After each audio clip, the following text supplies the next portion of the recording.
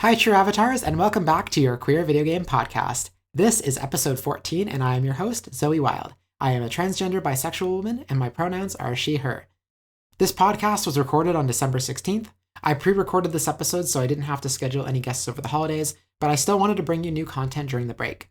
I really don't like when my favorite podcasts go on hiatus, but I also understand why they do, so I thought that pre-recording was the best solution to still bring you some new queer content over the break.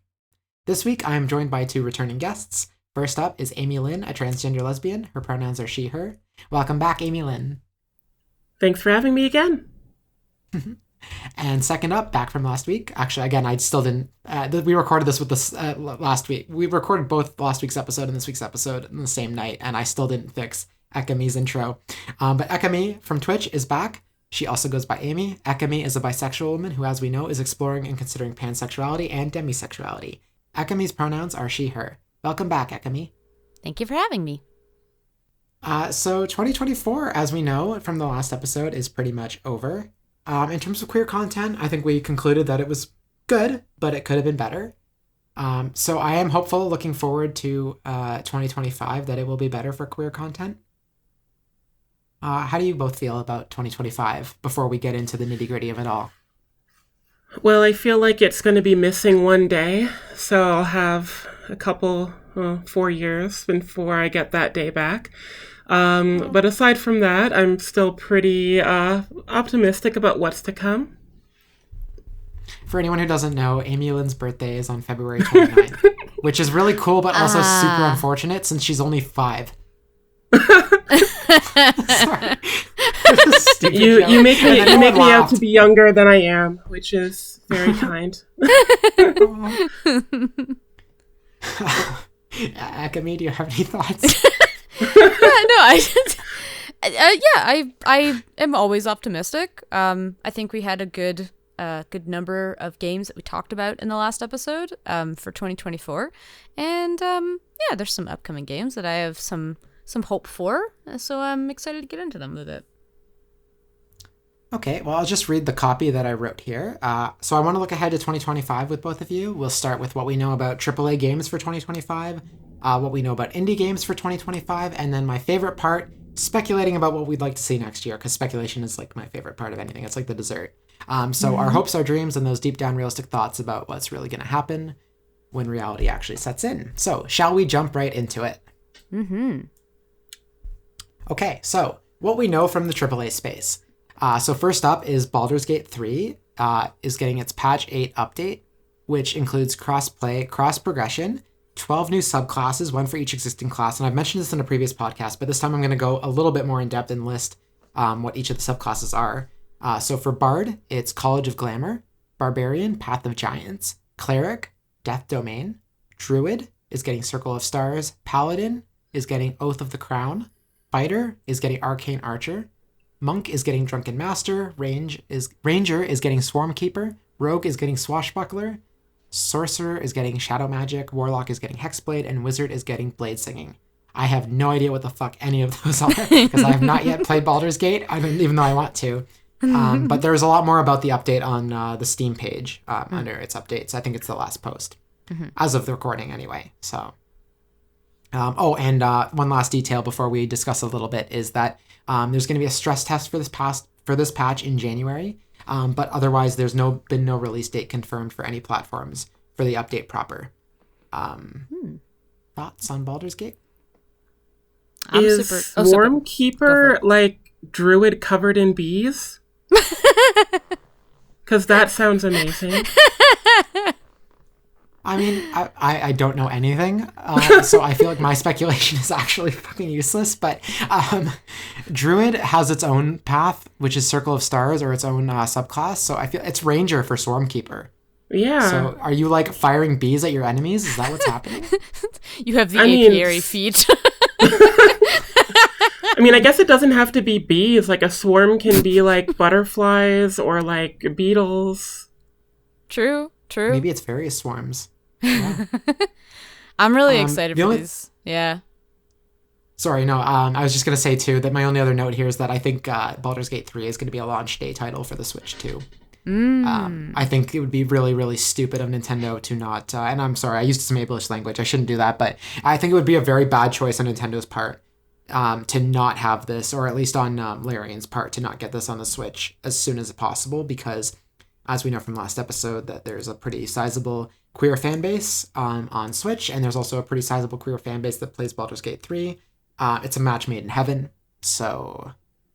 but I do think it'll come. It's on PS5, it's on Xbox, it'll be on Switch too. I think they just need a platform that's a little stronger performance-wise to get it done. Yeah, a lot of these sound like some really cool classes, and I admit I'm not as or I haven't been playing D&D as long, so I don't really recognize a lot of these subclasses. I have heard of Drunken Master though, and a couple other ones, and reading a little bit more about Swashbuckler, I'm interested because I am currently playing a rogue in my Baldur's Gate 3 playthrough with my partner, so I might actually go that route, and very excited for crossplay. That's something that like a bunch of our friends and I have been like talking about for years, and we only really got Baldur's Gate 3 on PS5 in, I think it was, might have been March this year, maybe. No, it was July. It was later, because we were waiting for like the special edition, which came with a bunch of stuff, and yeah. So I was really excited because someone had said, yeah, crossplay, and then there was, a year without no news, and some people were like, well, they said no more Baldur's Gate 3 updates. The devs said they're not going to do anything. So I'm like, oh, maybe they've abandoned crossplay. That's a bummer. And so when they put out the news recently, I was so excited. I was like, yes, I want to play so badly with people. like it's fun for when my partner and I are playing, but I just want to play more Baldur's Gate. I got back into it, and I am I've chosen my character to romance, so I'm very excited to play more. Amy Lynn, are you going to play this if it comes to Switch? It's certainly possible. I do have a lot of really fond memories of Dungeons and Dragons. I've heard really good things about the game. All the advertisements that we're talking about, like being able to talk to pigeons and other animals, made me really excited. So yeah, I might check it out. Yeah, animal speaking. It's fun. I do also want to mention that like every millennial and older person part of the convention circuit is probably snickering at the fact that a queer podcast is mentioning the word crossplay over and over again. Because the context used to be something very different circa 2002 when it comes to cosplay circles. Very true. Fair enough. Yeah. Okay, well, let's move on because we have a lot to get through. There's a lot of stuff that is confirmed that's kind of queer related. So Ghost of Yotei is the sequel to Ghost of Tsushima. It stars a female warrior in 1600s Japan, and I'm almost certain that the female warrior is definitely cis and probably heterosexual. However, she is played by Erika Ishii, who is a gender fluid actor with all pronouns and a preference for no labels. So even though I've mentioned their labels, they prefer no labels. It has a 2025 release date, like a release window. It's coming to PS5, and I would assume PC, but probably not at launch, so probably not next year, unless by some miracle it's like a March game and then they have the PC port out by like Christmas, like Christmas time, holiday season. So, but that's entirely speculation. I feel like the lack of a confirmed release date this fall when they revealed it probably means it's summer or later next year. I probably won't play the game, but as a huge fan of the Dropout platform, it was really exciting when Erika Ishii was cast and announced. I just think that they're amazing, just like as far as comedy goes. So I think it's great to see sort of a queer actor get, such a relatively large spotlight, regardless of the identity of the character in question. I think it is a great move because Erika definitely has a lot of notoriety, at least on the sort of college humor, indie comedy, internet realm. Yeah, no, I think it's a step forward, even if it's not the perfect step forward. So some progress is better than no progress. Moving along then, I'll take the silence as we're done talking about that. Borderlands 4 was officially revealed. I mean, I know it was teased at Gamescom opening night live, but it was officially revealed at the Game Awards with the trailer. I know very little about this series, but the trailer looks wacky and fun, and it will likely have lots of queer characters. So this is definitely one to look out for next year. Have either of you played Borderlands? I've played a little bit of 2. And I know a bit about the lore because my partner really enjoys the Borderlands games. And actually, we had an interesting conversation that was related to the potentiality of a queer character in Borderlands 4 possibly revealed in the trailer at the Game Awards. So at the end of it, and maybe skip past this if you'd rather not get spoiled from the trailer, but at the end of the trailer, we see a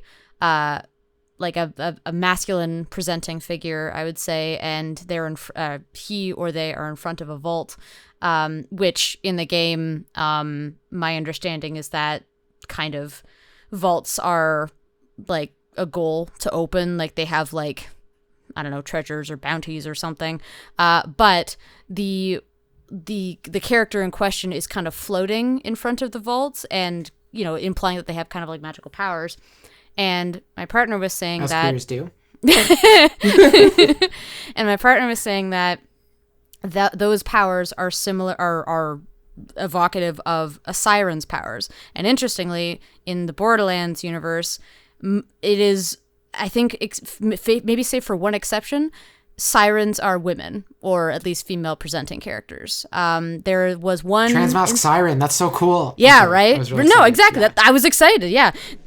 My partner had said like there was one situation that was like an exception in a Borderlands game where like a male character had siren powers because he was sharing his sister's power, but that was like the one time. Like for the like every other time, it's been a female siren. So I looked at my partner. I was like, so yeah, trans mask siren. That's pretty awesome. Like if that's what they're suggesting, I mean, we'll see. But it was just cool to discuss. The Last of Us Season 2 is coming out next year. We talked about this a little bit in the last episode, but I don't know if this is confirmed, but I suspect that it's going to be the first half of the second game, so Last of Us Part 2, which is set 5 years. In the games, at least, it's set 5 years later. I'm not sure how much they're going to age up Ellie and how much time is going to pass in the show, given that they're filming relatively shorter amount of time between both Season 1 and Season 2. I will try my best not to spoil anything from the game, because I do think going in as knowing as little as possible is beneficial to the story, but the show is going to introduce Abby, who's played by Caitlin Dever.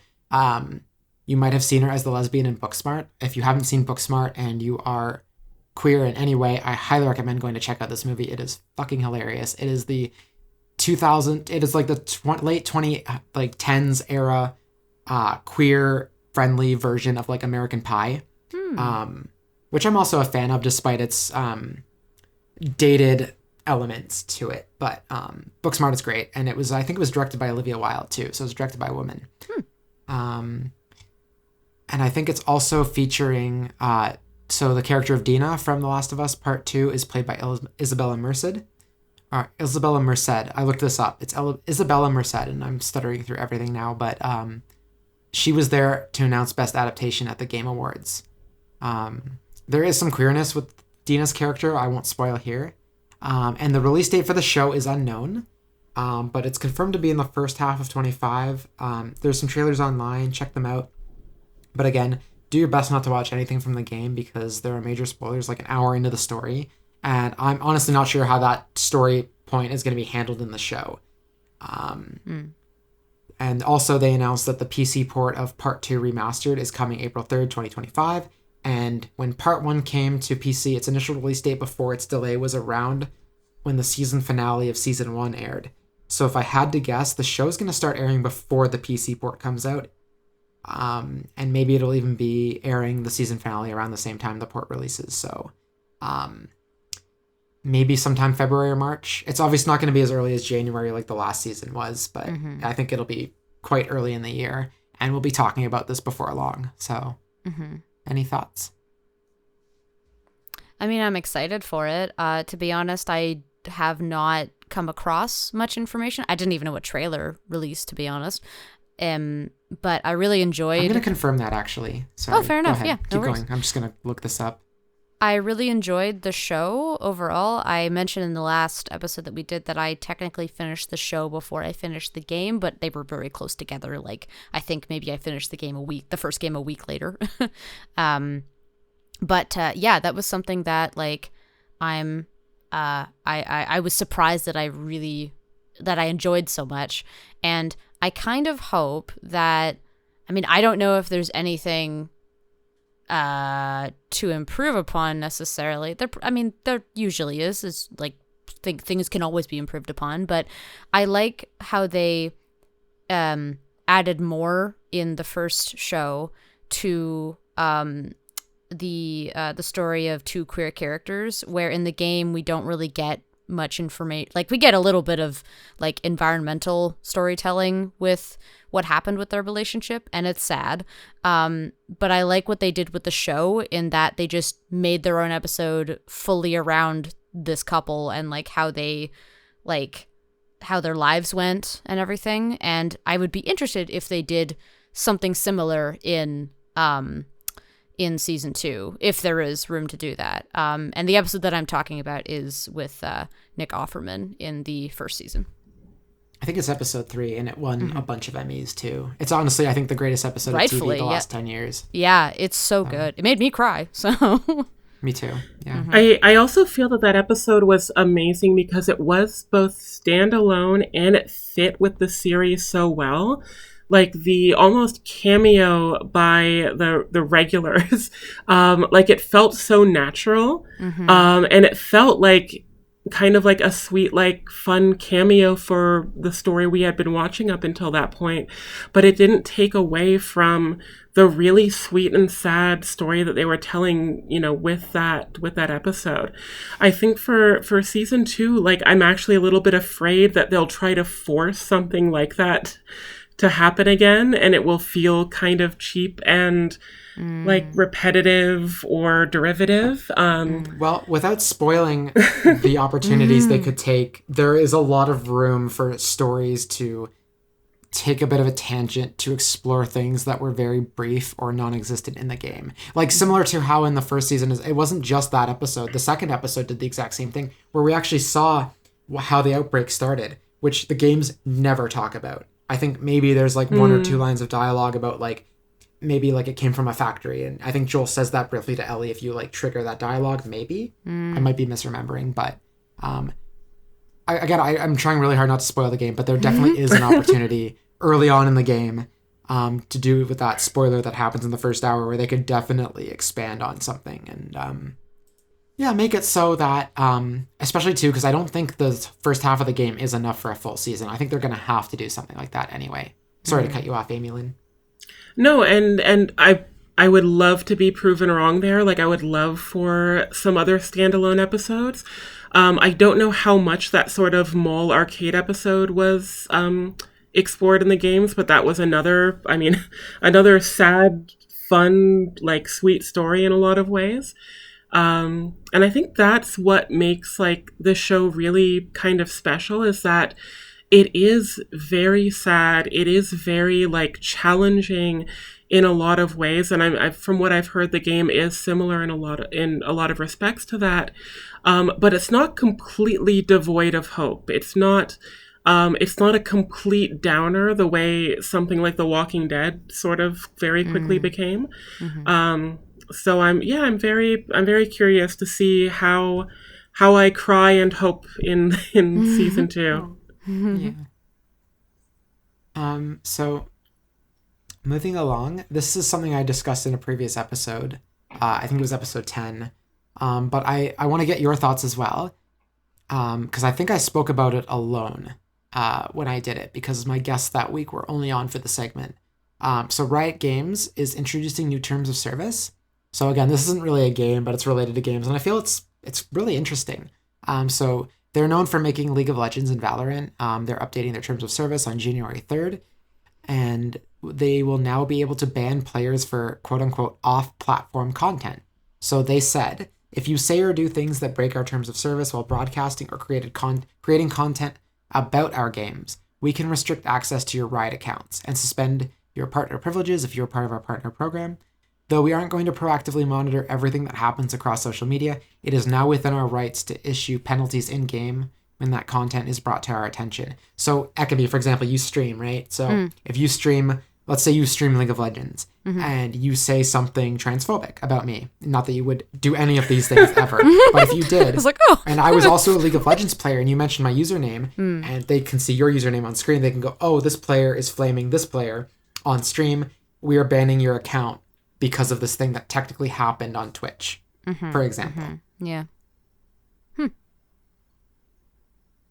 Yeah, that's interesting. I don't. So League of Legends and Valorant are, I would say, types of games that I don't really play as often. I have friends who really love them, so I've heard many a tale of just the BS that, you know, like the bullying and like the verbal bullying and just the not being great people to face up against, because people can just get really mean in these kinds of matches, to the point where a lot of my friends just, I know that they just straight up turn off voice chat, and I think you might be able to turn off like the actual text chat too, but I don't actually know for sure, because they like playing the game, and like the worst part about it can be if people just get really competitive and they start to get just, you know, into a bullying nature.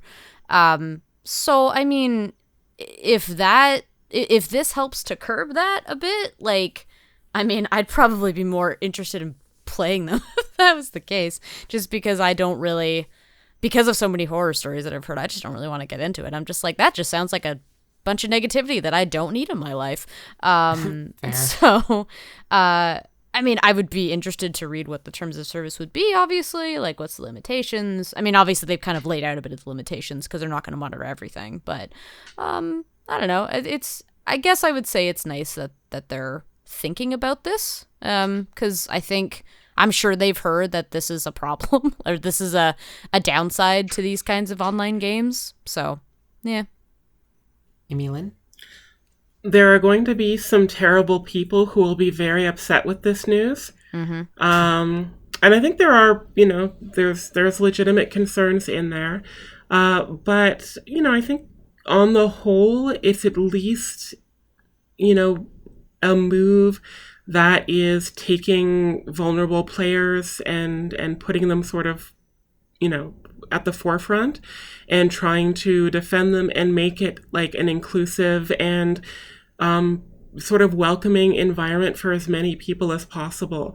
And, you know, with at least this sort of fear or threat laying over people's heads, hopefully that they'll decide to be racist and transphobic and homophobic off mic or with their Discord friends, privately. Like, you know, there are other options. If you really want to express negative feelings, you can play another game. So yeah, I mean, I'm for it. I haven't played any of these games. I've seen the first season of Arcane. That's about it. Fair. Well, let's move on to the next thing, which is probably, it's not confirmed to be queer, but it is very likely to be. So Lost Records, Bloom and Rage is coming out. It's coming from the developers who made Life is Strange, so the developer called Don't Nod. This is a similar game about 4 girlfriends and a strange mystery. It's set in the 90s, as well as 27 years later concurrently, like the story is told in both time periods. It's about trying to find out why these friends haven't spoken again since one particular summer in 1995 and what really went down. So the official summary. A narrative adventure from the creators of Life is Strange. Rewind back to the 90s and live the defining summer of 4 high school girls as they forge bonds through their growing friendship, their punk band, and an event that will forever change their lives. Film your summer of 1995 and create memories of a lifetime with your new friends. 27 years later, confront the dark secrets that made you all promise to never speak again after that fateful summer. So the vibe I'm getting from this is like Life is Strange meets Yellow Jackets.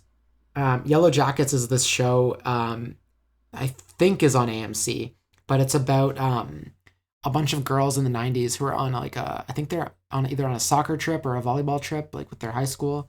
And their plane crashes in the Canadian wilderness and they are stranded there. It's also reminiscent of a book called Hatchet, which I love. But basically they're stranded out there. Some shit goes down. I don't know if what happens is a bit of a spoiler, I think. So I won't say, but so, and then of course the other half of the show is like the fallout of that and like 27 or 30 years later, and they're adults now, and the survivors are dealing with, what it was like to come back to society and move past this. And honestly, I think it's a very interesting form of storytelling where you are telling the 2 points in time and dealing with the consequences of both actions. And Life is Strange is such a choice-based game that you could maybe do things that change both time periods, maybe. There's also like a filming mechanic in the game where you're recording things and that can affect things. I think that's a really cool gameplay concept. And I'm gonna let everyone jump in. Everyone else jump in a sec. But I'm just trying to set the stage here too, because the LGBT themes are really unconfirmed right now. But Dontnod's history with queer inclusion, I expect at least one of the characters to be a lesbian, a trans femme, or a non-binary person. Even if it's not someone who's in the main four, although I think it's more likely than not that they will be. I'm leaning towards lesbian, a cis lesbian personally, followed by potentially a non-binary person, and then followed by trans femme. I feel like trans femme is probably the least likely, despite the fact that they made Tell Me Why, which featured a trans man in the lead role. Yeah, so it will be released as 2 tapes, otherwise known as episodes, but they're calling them tapes. Tape 1 is February 18th, 2025. Tape 2 is March 18th, 2025. It's coming to PC, PS5, and Xbox Series. No Switch announced. They've never released a game themselves on Switch. Everything that they've released has been ported to Switch after the fact by another studio, on behest of, I think, Square Enix.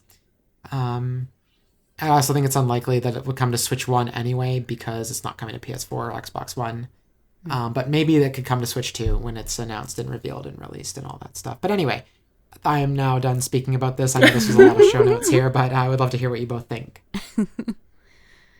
Yeah, I mean, it sounds really cool. I think I might have seen maybe a teaser trailer or something. The name is familiar.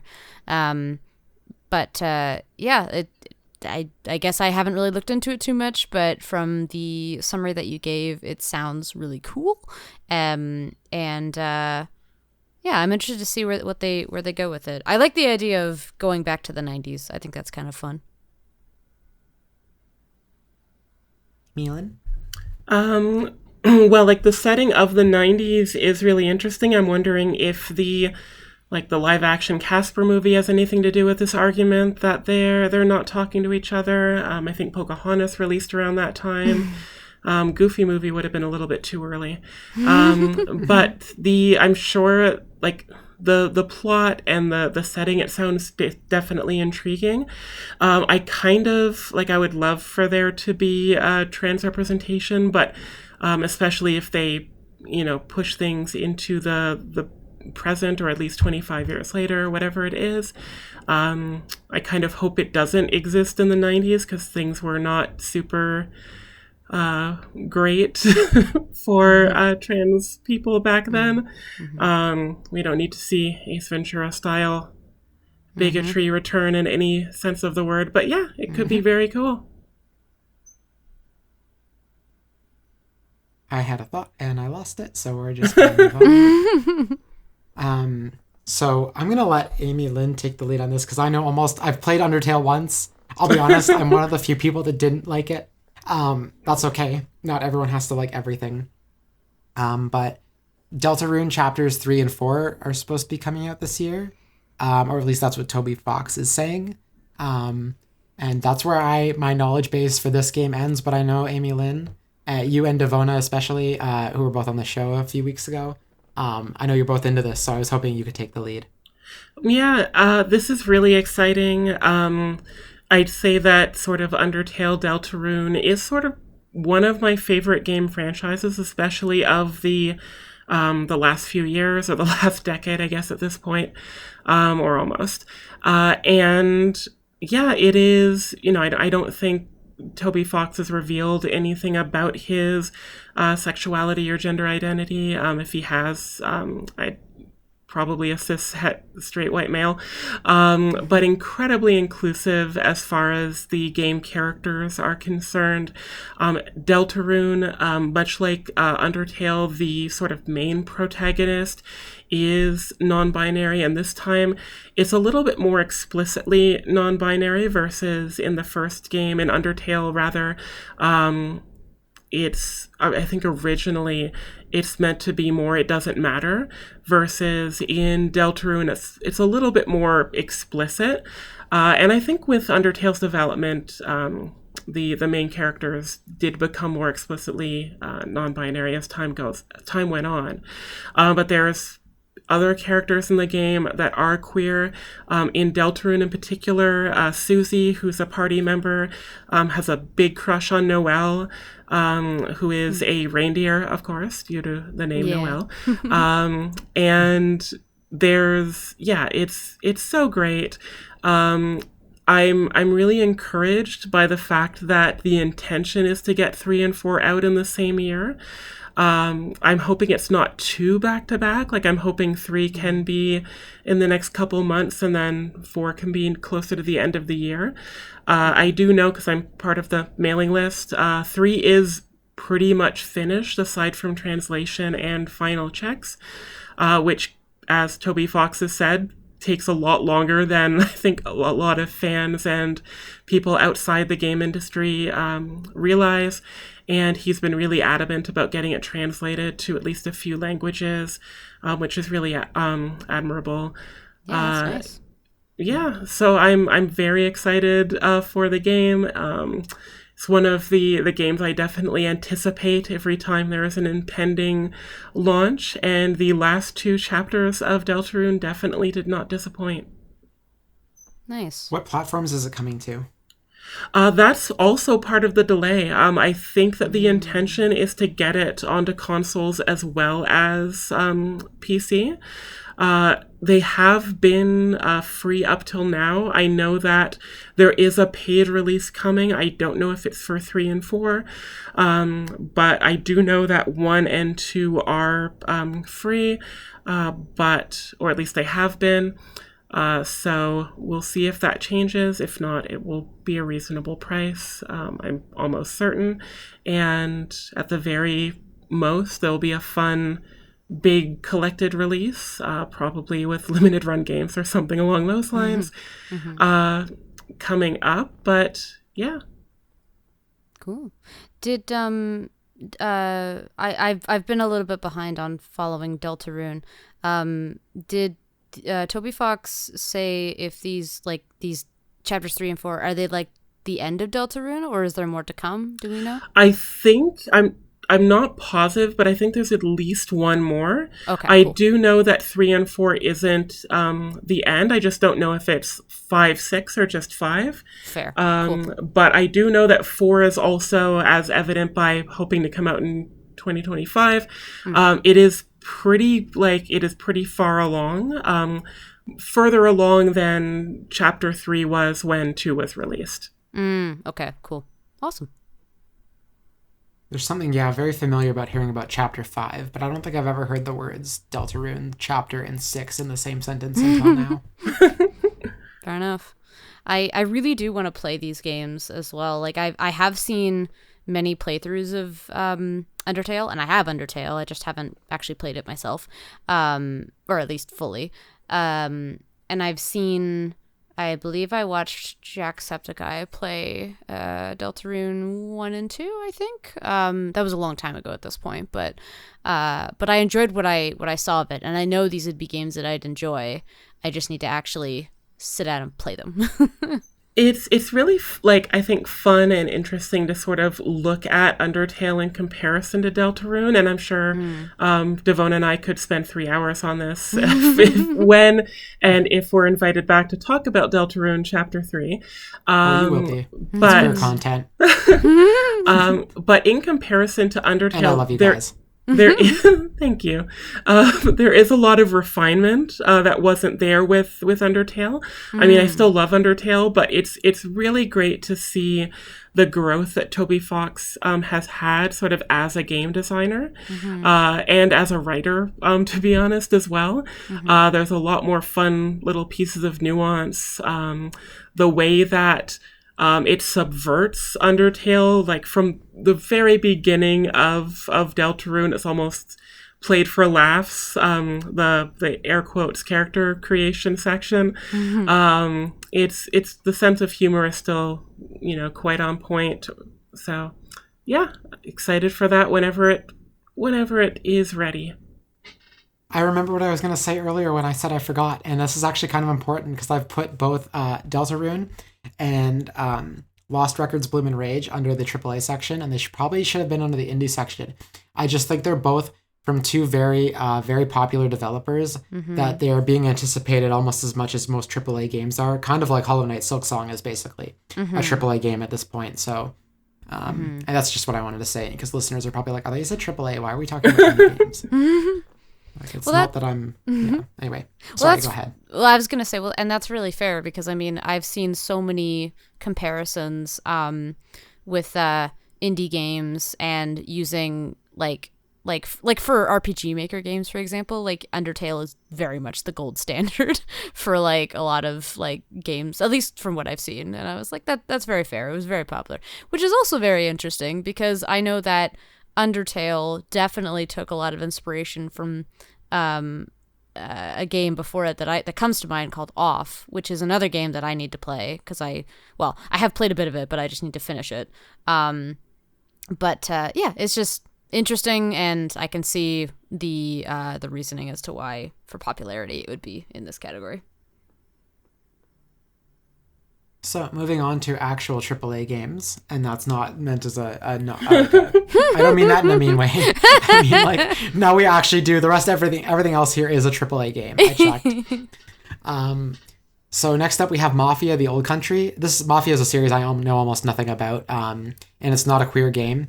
However, it is from a queer inclusive studio called Hangar 13. This game is a prequel to the Mafia series set in the 1800s. So it will almost definitely fucking not have any queer characters. Because gays came into being in 1975, as we all know. Do you guys know anything about this series? Not so much. I'll take that. My partner enjoys Mafia games. I know he's pretty excited for The Old Country, but they're not really the type of game I would play, so I don't know too much about them. With a title called The Old Country, I just kind of want like a stereotypical Eastern European old lady, like with a rolling pin as like the protagonist, but I don't think that's gonna happen. Oh, that'd be great. Yeah, so we have a lot to talk about, so I'm going to move on from this, but I do think it's cool that Hangar 13 is super inclusive and that's forward thinking. The game is supposed to be released in summer 2025. There's no firm release date, but if Mafia is your thing and you just want to support a queer developer, look forward to that next summer. Next up, we did talk about how there was going to be no Elden Ring 2, and I guess this technically isn't Elden Ring 2, but I think it's the closest thing we're ever going to get, is Elden Ring Nightreign, standalone co-op game, which was announced at the Game Awards. This series is popular with queer gamers. There's otherwise nothing really queer about it. There's probably queer developers that work on this in Japan, but we know nothing about them. The official summary is Elden Ring Nightreign. Oh my god, Nightreign. I'm going to say that 100 times before this podcast is done. Is a standalone adventure within the Elden Ring universe, crafted to bring a new gaming experience. Join forces with other players to take on the creeping night and the dangers within featuring 3-player co-op, uniquely skilled champions, and relentless threats. The trailer looks pretty cool, so go check it out, but it is set for sometime next year with an unconfirmed date other than the 2025 window. However, the beta test starts in February 2025, and registration starts on January 10th, so if that's your thing, the beta test will be occurring on PC, PS5, and Xbox Series. However, the game will also be launching, when it's done, on PS4 and Xbox One.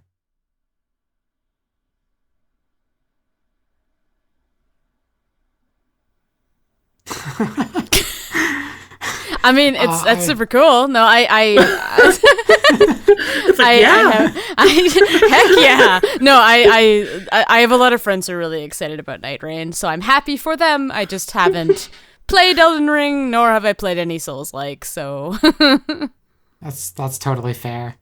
I'm gonna keep letting these silences go longer and longer each time because I'm enjoying the complete, like, the anime blank stare of, like, yeah, I know what Elden Ring is.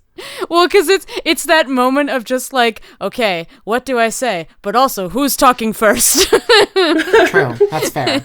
I also didn't prompt anyone this time because at that point I feel like if I've mentioned release dates and platforms, I'm done talking. Right, yeah. Hopefully you figure that out anyway based on the show notes because that's the last thing in my notes. But anyway, let's move on to something I know we can all talk about, which we know fuck all about, which is Pokemon Legends ZA, because they dropped a trailer with no gameplay and said 2025 and then promptly said absolutely nothing at all since. And everyone Pokemon lost Day. their minds. So we talked in the... No, go ahead. Sorry. I'm not sure if you pay attention to, like, the Pokemon YouTuber rumor mill thing. I don't know why I do. It's basically, like, stupid. Again, sorry, it's dumb, also bad. It's torture. Is torture bad too? Anyway. No, it's ridiculous. Let's just say, I don't know, ridiculous. Yeah. I'm still navigating, able to speak, but anyway, yeah, sorry, so am I, even as someone in education. But, like, it is, ridiculous is, I think, great. Like, it's been from, yes, it's going to be just like Legends Arceus, and it's going to be in the past, and the starters are going to be all the French-based starters we can find, so Snivy, Napoleon, Penguin, and I guess maybe the Rabbit, because soccer, people in France play soccer too. Like, now with the football in Europe? Now with the Terra League, like, oh, actually it's just the Kalos starters again, and it's set just like 5 years after X and Y. I don't know, it's kind of been exhausting, and, like, even just, like, so many, like, oh, there's going to be 21 new Mega Evolutions, oh, there's only going to be 7. I'm excited because I love Legends Arceus, but, it's weird. Well, a few months ago, around when this podcast started, I did say I wasn't going to talk about the leaks, mainly because I have dreams of one day being acknowledged by Nintendo and the Pokemon Company, and I don't want to piss them off. But more importantly than that, and that's in my, like, little dream space, so we're just going to pretend I didn't say that.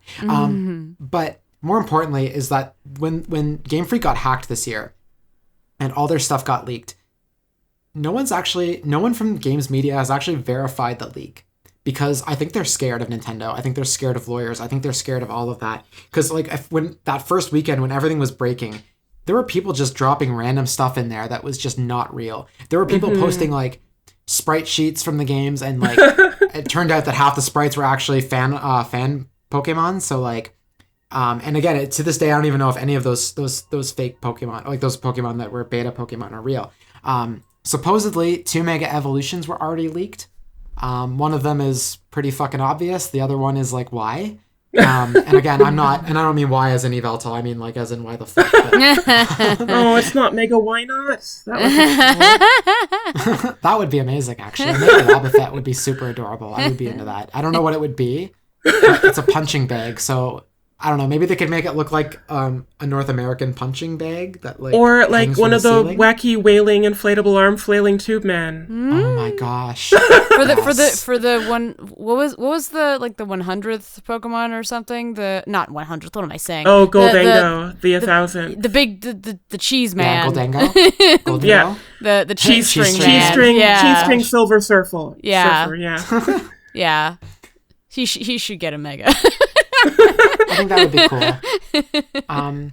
Speculation aside, though, I know we're going to speculate later, but this is probably when we're going to speculate about Legends ZA. But because we haven't heard anything, my prediction has been since we didn't hear anything around May, June, which is usually when they drop the next info thing, I thought, okay, maybe we're not going to hear anything till Pokemon Day. Then August came around, which was when they detailed Legends Arceus in depth back in 2021. And we didn't hear anything from the Pokemon Company. And they did, like, in August, they did, like, a big wave of news, and they did everything except for Legends ZA. So I think the next time we hear about this, the earliest possible time we could hear anything is the first or second week of January, because there's been a few times where at the beginning of January they drop news They did drop the official reveal of the 1,000th Pokemon back in early 2023 for Scarlet and Violet. Back in 2020, just before the pandemic, in early January, they announced the DLC for Sword and Shield. And when X and Y were revealed, they also did a big January, I think it was on January 8th, but it might have been the 6th,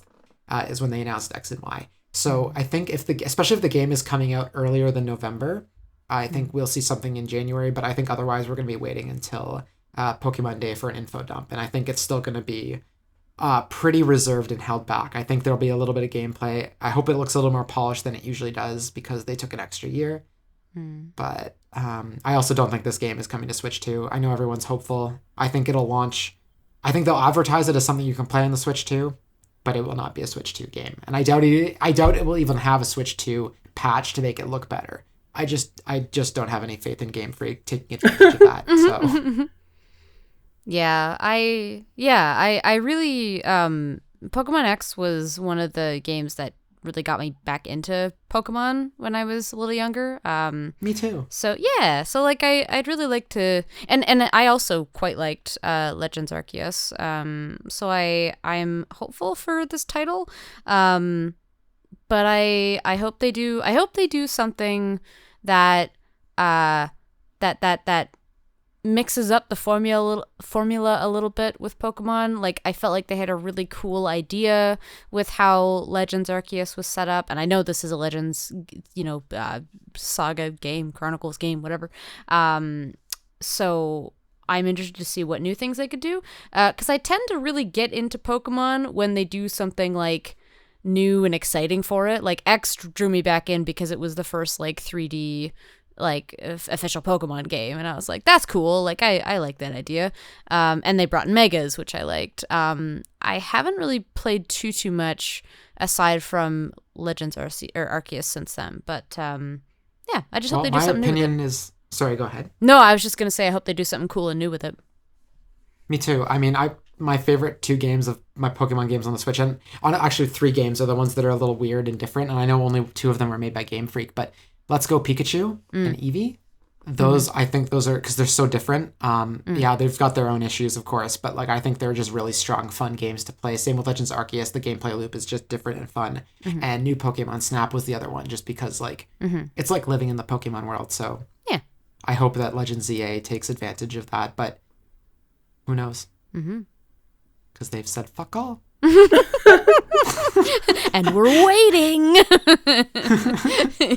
As far as new things, I can see just a focus on like boss battles, because if Megas are coming back and it's not going to be a multiplayer competitive game, I could see like the importance of boss battles be even more so than Legends Arceus. So that's my very quick, soft prediction. Fair. But I want to move on to Amy Lynn, because I think this is something that will also excite you, and I want to hear your thoughts, because it only got revealed a few days ago, and I feel like you've probably got the best take of all of us, but I'm super excited for this. So they've revealed Sonic Racing Cross Worlds at the Game Awards. No release date, but Sonic games are usually not announced more than a year out, and usually the series is released annually, so I think it's coming next fall. The official summary was leaked by accident through a webpage. So it's drift across dimensions, race across land, sea, air, space, and time in Sonic Racing Cross Worlds. So I'm just going to go through my notes, Amy Lynn, here super quick, and then I'll let you chime in. I'm going to let you run the show after that. Not the whole podcast episode, of course, but for Sonic Racing. We're changing it up. Yeah. I mean, if you wanted to, I wouldn't stop you. But I expect this to come out in fall 2025.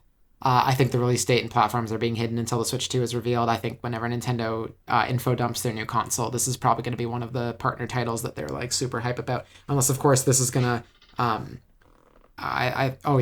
this is in my notes, actually, so I'm not going to spoil that just yet. But anyway, maybe they're also not confident on the release date yet. That could also be the other reason, but Frontiers came out November 8th, Superstars was October 17th, and Sonic Shadow Generations was October 22nd. So I think that late October, early November launch window is prime for them to release just in time for Mario Kart 9 to overshadow. And I will let you take it over, Amy Lynn. Yeah, I mean, like, you are now the host. I think that's the unfortunate elephant in the room. I forget which one of the previous racing games, but one of the previous Sonic racing games had the same thing happen to it, which is unfortunate because these are really solid racing games. Like, I even hesitate to call them like kart racers because they are in the sense that, these are vehicles that have weapons and wacky things happen, and you can fire things, and, the cars can turn into planes in some games and things like that. But, they are, for the most part, full-size cars or vehicles. I think the first one was the most interesting as far as different vehicles go. Some of the more recent entries have had a lot of the vehicles be a lot more generic versus, one of the first, Sonic and Sega All-Stars Racing, it had, the guy from Shenmue on the forklift. It had, I think, Opa Opa. I think that's how you say it, which is just a flying robot with wings. Like, you could just play as that, like, alone. There were the weird cameo characters like Team Fortress and Banjo-Kazooie, and Danica Patrick for some reason. But, there was a lot. All the games have had a lot of heart, like whether it is those cameo characters, whether it is the music. There's been a lot of great remixes from old Sonic games and old Sega games in general. Because this game does seem to be Sonic focused, and because it is, because of the title, I am really curious and excited to see what they're doing. From the leaked, info, one of the exciting possibilities is that the classic cast will cross over with the modern cast in a way that isn't just, classic Sonic. So we can, not biased at all, but I'd love to see classic Amy come back with her weird car from Sonic R. And, the other classic characters like classic Eggman and the little Eggmobile. Like, there's so much possibilities with that, like that alone. And I think it's a little bit unfortunate that I think that might be the main piece of crossover. We might get the Sonic movies. So we might have movie Sonic. I saw online that we might get Tom Wachowski. That would be super weird. But I could the human guy, played by James Marsden. Yeah, exactly. That'd be freaking cool. It would be funny. Especially just drives a cop car. But it would be really also funny to have Jim Carrey in a Sonic game. Yeah. There's a lot of possibilities even with that. Like, if it's a three-way crossover between classic Sonic, modern Sonic, and the movies, I think that would be enough. But it would Don't forget Ugly Sonic. Oh yeah, that was soft canonized in the 12 Days of Sonic Movie 3. Anyways, yeah, their Facebook did some weird things this year. But aside from those three, I would love to see, as weird as it sounds, like the Sonic Boom versions. Sonic Prime although apparently Sonic Prime is supposed to be game canon, let's ignore that for now. The comic exclusive characters would make people really happy. So there is a lot of possibilities. I think it'll probably be modern, classic, and maybe movie. But yeah, I think it will be a good game that will be buried by Mario Kart 9. Fair. Ekami, do you have anything to add? I think everything...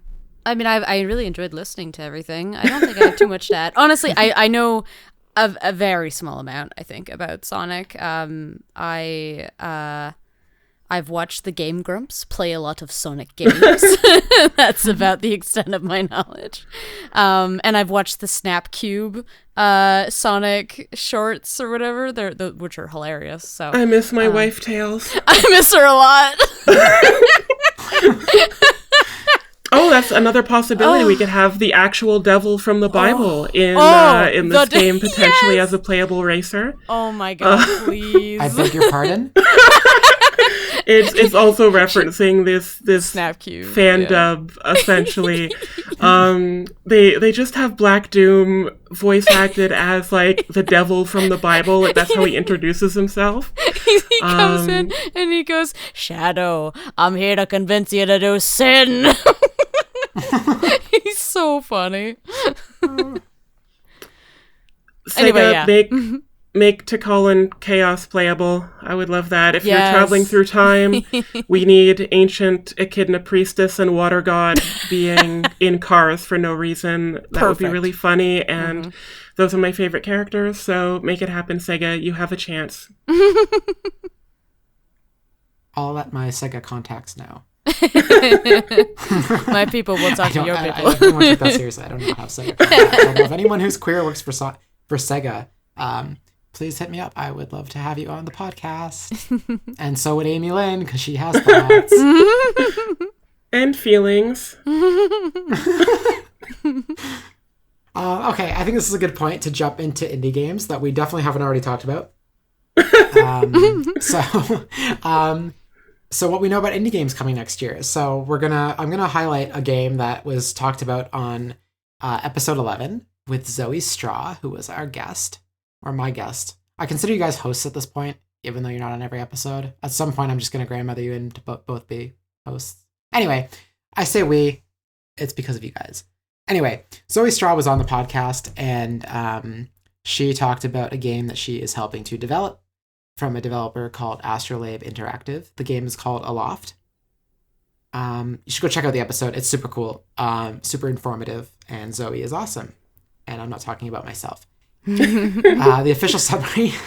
The official summary is Soar the Skies in Aloft, the co-op sandbox survival game set in a world of floating islands. Build any island into a skyship. Your home in the clouds. Find lost knowledge, cure the fungal corruption, and brave the hurricane to restore the ecosystem. So it has Zelda Skyward, and visually and like obviously gameplay wise, there's some Skyward Sword, Tears of the Kingdom elements to it. The fungal corruption definitely gives you some Last of Us vibes, but I'm not really into survival games. But every other aspect of this game sounds freaking cool. And my friend is working on it, so yeah, it comes out January 15th, so it comes out really soon. It's coming out on PC, and there's already a demo on Steam if you would like to try it out and, give it a taste before release too, so that's pretty cool. Yeah, that's awesome. I was looking up the game when I was reading about it in your notes before, and while I also don't often tend to play like sandbox survival kind of games as well, the trailer looks awesome. Like I was like, this looks like a lot of fun. So I probably will very likely try the demo out. Yeah, kind of similarly, I do really appreciate the change of aesthetic for the general genre. And I wish more games would do that. I mean, that's kind of what made Earthbound so special way back when. Like, when most RPGs were hack and slash sword and sorcery fantasy, Earthbound was suburban United States.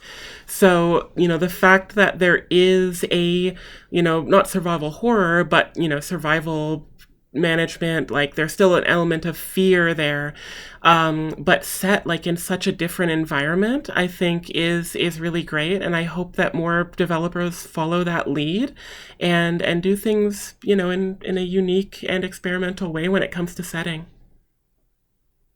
I should have mentioned that the game, I said it has Skyward Sword vibes, and that should have like clued you in, but for anyone listening who is a little lost, I didn't say that it was very colorful looking. It's a very bright, vibrant, happy looking game for something that is a survival game. So less Silent Hill, more Skyward Sword. And I hope to have Zoe Straw back on shortly after release to maybe talk about how launch went. And if not that, then at least have her back on anyway. Yeah. So awesome. Yeah. So let's move on. We talked about this in the last episode.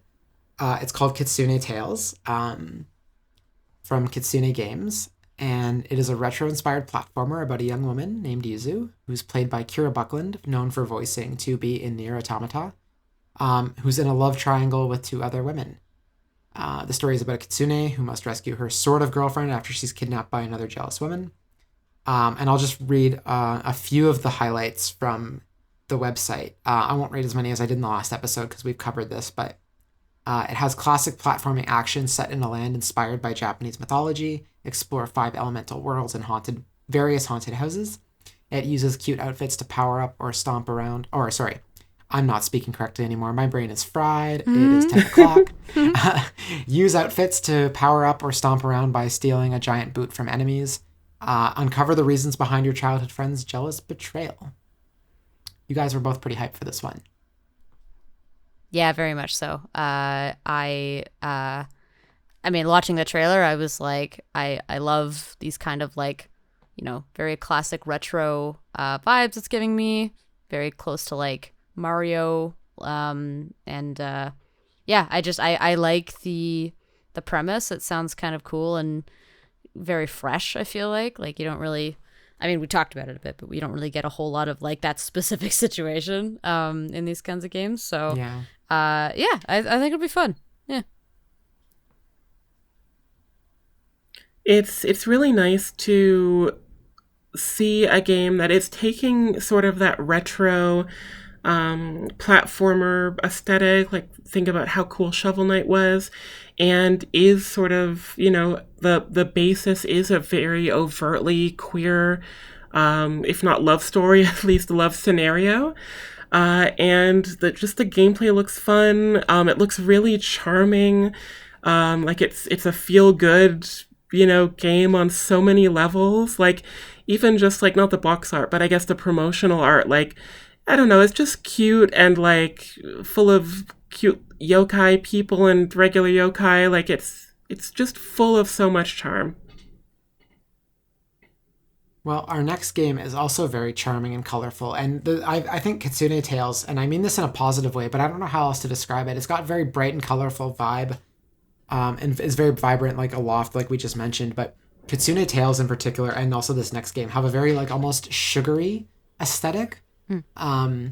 Almost like you're playing a box of Fruit Loops. I don't know if that makes any sense, but that's the vibe I'm getting from its visuals. And I don't mean that in a bad way. I think that's actually really cool if you want something very colorful and vibrant and rainbowy. It definitely fits with the queer vibes. And so does this next game, Love at the Milky Way Diner. So it seems to be an LGBT-friendly game with at least one queer character, and it is inspired by Coffee Talk. I don't know if the page actually said that, but I'm adding that note in because it seems like a visual novel dating sim type game with a very bright and vibrant art style, and you're managing like a diner basically. So the official summary is 200 years after first contact, humanity is still trying to find their place in a galaxy full of far more advanced and established species. One such human, our protagonist, has recently been laid off from their corporate job on Mars when news reaches them. Their distant aunt, Cassiopeia, has passed away suddenly, and she would like one of her relatives to take over her restaurant on the distant deep space station Hesperides. I don't know how to pronounce that. The protagonist decides to take a leap of faith. They may have never left their home star system of Helios, but surely there must be something or someone. I'm not selling this game by rating it very well. You can tell I'm starting to like. It's a long summary, and I apologize for that. I'm really not trying to undersell the game because I think it's really cool. They may have never left their home star system of Helios, but surely there must be something or someone better out there waiting for them. When they reach the station, they find themselves welcomed by a vibrant multi-species community of eccentric individuals who are only too happy to welcome the new owner of their favorite place to eat. Love at the Milky Way Diner is a game about cultural exchange through food, building community, and finding love in the process. So, reading through their Kickstarter page and their itch.io page, it seems like the devs have reined in their scope for the game to get it done in a reasonable amount of time, and that reasonable amount of time is by next year. It was funded on Kickstarter, and it is planned for release on Steam and itch. I'm so excited for this game. I was going to say, you were interested in Coffee Talk. You mentioned, I think you said it was called Tavern Talk? Yes. So this is a similar game too. So, it looks super, super cool. Yeah, I think my I think like my vibe lately is just like, give me a game where there's either cooking or just like making beverages and just learning about people and like forming relationships. I'm just like, just give me all of that. I was reading through the Kickstarter a little bit, and then I checked out the Steam page after. The characters, like the designs, everyone looks so colorful and very unique. I quite like the designs. And I'm way into this, and I'm so happy that you mentioned it because I basically immediately wishlisted it. And I'm going to play the demo.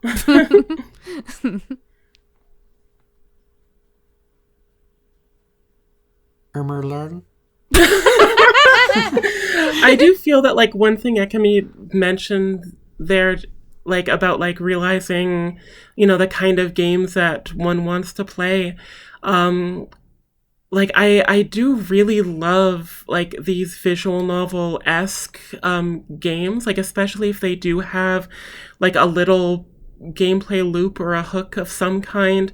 And I think back to, Persona 3 and 4, the actual like RPG felt like a slog. I wanted to get to the social link parts of those games like every time. And eventually a friend was like, you should probably just play visual novels, which is like partly true, but like, I don't know, there's something fun and like almost funny also about like there being an extra game in between. A lot of the Arc Systems Works games like Blaze Blue and the Persona fighting game, like those were fun because there was like a random fighting game I could button mash in between 45-minute cutscenes and dialogue trees. Like that was a cool, thing. So like I guess my ideal game is a visual novel with some mini games. So if we combine Mario Party and like an average visual novel, like let's say the How to Full Boyfriend, but a lesbian version of that. So let's invent me like a sapphic bird perfect dating sim where like there's Mario Party mini games in between. That would be perfect. Anyways, that was also probably a rant because it's 10 p.m. We were talking about the space coffee talk. Yeah, I love that. It's a good thing. I don't think compared to, I think people want more of coffee talk. It does have a very specific hot coffee talk element where you do actually make the drinks. It looks exactly like the coffee talk user interface for that too. So sorry, I think it's awesome that like coffee talk seems to be like emerging as a subgenre. Like, and what's that? Valhalla is, I think, also yes, like in that sort of genre, which is like, it's cool that like at this point we have like, cyberpunk bar, we have coffee, we have space probably beverages, we have ancient fantasy tavern. Like I think there's a few settings we can get cyberpunk, or I guess we have cyberpunk, post-apocalyptic. Like let's get a Fallout version of coffee talk in here. What kind of industrial nuclear sludge would you like today? There's potential for this genre is what I'm saying. Well, I hate to cut us off on the middle of like a really good tangent, but it is 10 p.m. and we should move on because there's 2 more indie games I want to talk about before we start our speculation phase. And I want to leave lots of time for that because I think that's where we're going to really go off book a little bit and in a good way. So the next game here, and I realized in the last podcast I might have said Sword of the Necrodancer, not Crypt of the Necrodancer. But this game is called Sword of the Necromancer, Resurrection, from Grimorio of Games. And it's a 3D remake of 2021's Sword of the Necromancer. It's a sapphic hack and slash about a woman trying to save her love. The official summary: help Tama to save Coco using the powers of the forbidden Sword of the Necromancer. Turn your foes into allies and reach the depths of the Necromancer's dungeon. Gain enough power to bring Coco back from the dead, no matter the cost. Now in 3D with a renewed battle system. So the art style is adorable. It's like almost chibi-like. Kind of think, maybe like Wind Waker, with a nice hand-drawn style panels in cutscenes. It looks like a Nintendo game. I'm getting Ocarina of Time vibes from the boss fights. There's like even one with a spider that looks like straight out of the first boss fight of Ocarina of Time.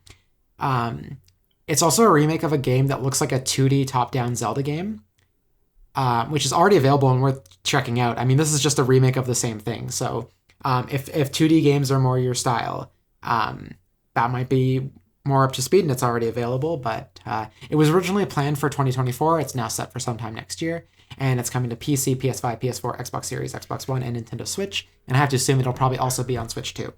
But obviously that is not confirmed. Does anyone have any thoughts? Super cool. Love the look of it. Yeah. Go on. No, I was just gonna, in case no. Anyway, just go ahead. Yeah, this game looks like a lot of fun. When I was watching the trailer, I liked the co-op element that they added there, and I was like, oh, this could be kind of fun to play with, either like a friend or my partner or something. So, yeah, I want to look into it more because I'm kind of surprised I hadn't heard of it until recently. So, yeah. Yeah, I think it's ripe for the pick. I think anyone who likes Zelda games or likes hack and slash games or just wants to be a sword lesbian, this game has really flown under the radar because I didn't hear about it until I think I found it through Gaming Mag, which I mentioned in the last episode. And first off, I haven't heard of this remake. I haven't heard of the original. And I feel like the original game, I'm going to double check, but I think the original game is on Switch already. And I've gone out of my way in the last few years to find every 2D Zelda-like game that exists and either get it on my wish list or get it onto my console. And I've never heard of this, so I'm kicking myself right now. Please talk while I Google. Oh. Yeah, no, I'm probably gonna check it out. Like, this feels like it'd be nice to get on Switch, especially if I'm, as I am, if I'm drawn very much to the co-op, then I like the idea of just, like, cozying up on a couch and just, like, playing it on the TV. So, yeah, I think I'll keep an eye out for it. You said this was a remake as well? 2021? Yeah, so yeah, sorry. The 2D version is the original game, and they are now doing a 3D remake of that game. Gotcha. Which comes out next year, which is the game we're actually talking about now for next year. But I did look it up. It is on Nintendo Switch, the original game, and it also has DLC. It's normally 20 Canadian dollars, so I would assume it's probably in the range of $14.99 US. Right now, it's 86% off, and that sale actually does run until January 2nd, 2025, which is 2 or 3 days after this podcast releases. So if you're listening to this on release day for the podcast, I think it's a really good deal for a really cool Zelda-like with sword lesbians in it. So this one's going straight on my wish list. In fact, I'm probably gonna, for $2.69 Canadian. Yeah, that's a really, really good deal. So the last game I want to highlight is one we actually talked about in a previous podcast episode with Undiscovered Country. That's episode 10. I highly recommend going to check out that podcast. It's really, really cool. And the devs are really, really awesome and my friends. And they are developing a game called Killing of the Quiet. So they mentioned a possible release window of next year for the first chapter of their game. I was really hesitant to include this game on this list because I don't want to create expectations or pressure that they should get anything done for next year. I want them to take their time and I want them to put out something that they're happy with, that players will enjoy. But I also wanted to platform it anyway, even if it doesn't end up coming next year, because I want more people to know about this game. And maybe if someone didn't listen to my previous episode, but they want to listen to this, because I know for me, when I'm listening to any of their podcasts, I immediately go straight in for like the speculation ones, because I just like, it's like junk food for my brain to listen to that. So maybe people are like me and they would rather listen to this episode than the interview episode. That's more their speed. So I just did want to like get this highlighted here. But to talk about the game itself, it's a visual novel about a detective who goes to a small town to hunt an ancient body-stealing monster called the Quietus. And to kill the Quietus, you must live through its past lives. Again, it was talked about in much more detail than that in the podcast where I interviewed Undiscovered Country. But the game is being made by one queer dev and 2 others, and their interview is really, really cool. So I can't recommend enough that you go listen to that episode. And again, they did say that maybe the first chapter would be out next year. But I'm also happy to wait until it's ready, and I think everyone else in this podcast and everyone listening should be more than happy to wait for indie games to be done than chomping at the bit like we do for AAAs. And kind of on that note, I want to encourage people, like I know that they're not as common as they used to be a few years ago, but opportunities to try out indie games before they're released. I know at the Toronto Comics Art Festival, they used to have a sort of indie game block and section of the venue that they opened up. The Canadian National Exhibition that runs here in Toronto every year tends to have at least a few days where they sort of highlight indie game developers. And I've been able to play a few games sort of pre-release at these events once, like on stage and everything. It was really kind of neat. So, just a weird, I guess, shout out or recommendation, like look out for places to try out these games and, support the developers, let them know that you're interested, and, play and ask fun them to be indie on a games. podcast. No, you're absolutely right. And also Steam has they call Next Fest, and at this point I feel like they have a Next Fest like almost every like quarter at this point. Oh yeah, it's very popular. Yeah, and they have all kinds of games, and not just queer ones, but just like shitloads of indie games that you can try demos out for. And sometimes they like a game that's had a demo previously will release an updated demo for a new Next Fest. And sometimes these games are like months away from releasing, or days away, or sometimes years away. There's a game I tried out in 2022 called Slope Crashers. And when I played it, it was like a little weird and a little buggy, but for the most part, it seemed pretty close to done from the vertical slice that I played. Or vertical slice, I don't know if that's the right word, but the slice that I played. But it only just came out now, so 2.5 years after I played the demo. So, yeah, I mean, just go, there's lots of times to play demos, and a lot of the times too that like, when you play these demos, the developers are just a few people like you that just want to hear how their game plays. Sometimes, like, if you experienced a bug, you might be the only one who can tell them about it too. So, like, talk with the devs too, and you never know where that relationship will go. You don't know what opportunities are going to open up talking to these people. They're just human beings like you and me. They're approachable in most cases. So find them on social media, talk to them. Don't be too weird, but be a little weird, because everyone's a little weird anyway. But just make sure your weird matches their weird. Anyway, I'm rambling now. So I just wanted to ask too, before we move on, if anyone has any other indie games that they want to add to this list. I was just going to say, just a little addition to the Steam Next Fest is that, so that it's, like we were saying, like it's a really great opportunity to play demos that devs will release, and also to keep an eye on, like, or be conscious and aware of, like, like what you have time for and what you want to dedicate to, because in some cases, like, some demos will stay on after Steam Next Fest, but some are only for Steam Next Fest, and then they just after that demo's closed, and they go and they just like take the feedback and go through it. Because basically I'm just saying, don't be me and download 30 demos, not have time to play all of them, and then go back and then be like, well, I want to play this, but then it's gone because I didn't play it the week of Steam Next Fest. So yeah, but it's really fun. Like, it's a great opportunity. I've done many a stream of just demos purely from Steam Next Fest, and it's kind of fun because then you get all excited about like what new stuff is coming out. So yeah. I'm making a mental note too for the next Steam Next Fest to maybe find some queer indie games to highlight and talk about on the podcast. Please wait while I add this note. No problem. The only thing that I have to add on my end is maybe Earthblade will come out. Maybe. Perhaps. I don't think it's as, development hell as some other games, but we'll see. There's a few that I have on my radar that are either made by queer developers or have queer characters in them that are coming out in 2025. I'm thinking about Wanderstop, which is releasing in March 2025, and that's a cozy game about making tea and the the devs are it's a studio that's composed of devs who have created or worked on Stanley Parable, Gone Home, and Minecraft.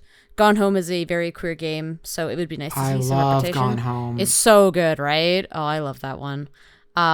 So it was kind of cool to learn about like this game coming out that was like a collaboration between a bunch of these names in the industry, and the trailer looks really cool. So I've got that one on my list. And then I'm excited for Coffee Talk Tokyo. I'm sure there'll be like queer characters in that.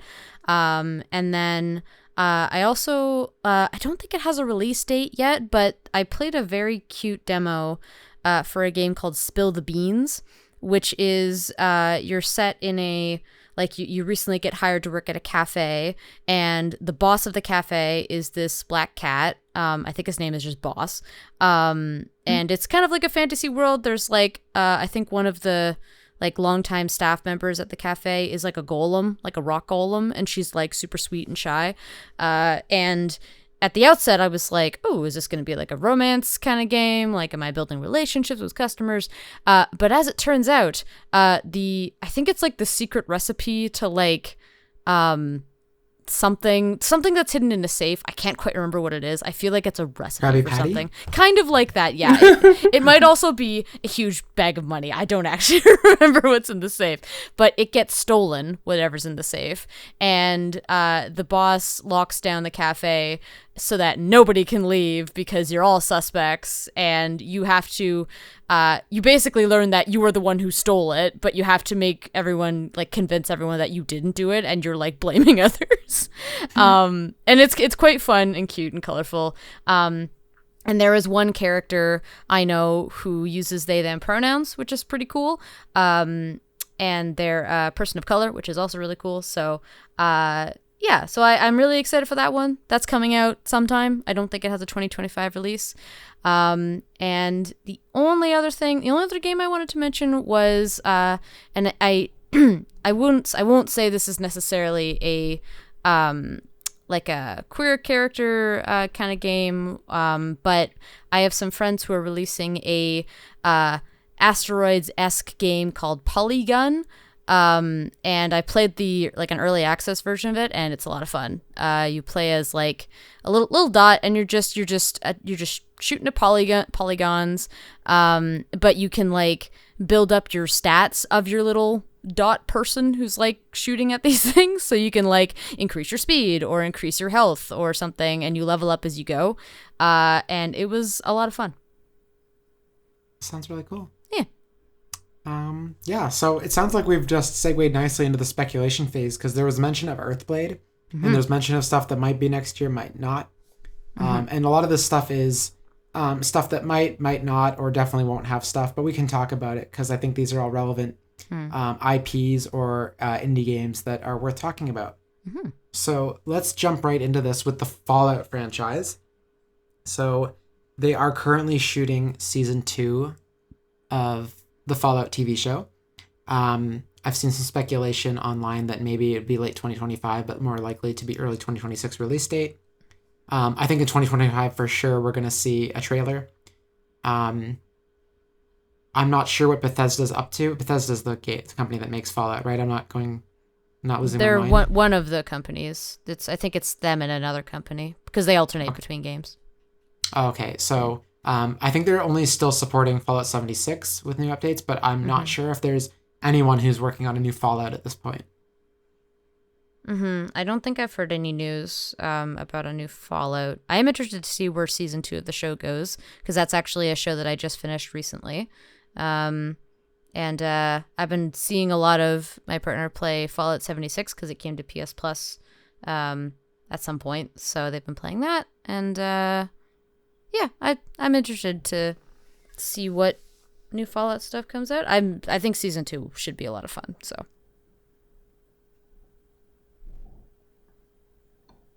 Cyberpunk 2 is in development. It is very, very likely to be years away, especially since Witcher 4 doesn't even have a release date and it just got a trailer. So it'll definitely have queer elements, unless for some reason they backtrack on all of that. But given that Witcher 4 is very likely to be queer because Ciri, I believe Ciri is a lesbian. Oh, cool. I think. I didn't know that. I know very little about Witcher, though. So. I mean, me too, but I was seeing discourse today on Twitter that she will probably date women. And I think she does have a woman love interest. And I might have even talked about this on the podcast, and my brain has already thrown that information out in the garbage can. But yeah, Cyberpunk 2 was a very queer game. I think it's one of the only games where you can choose your genitals as a trans woman.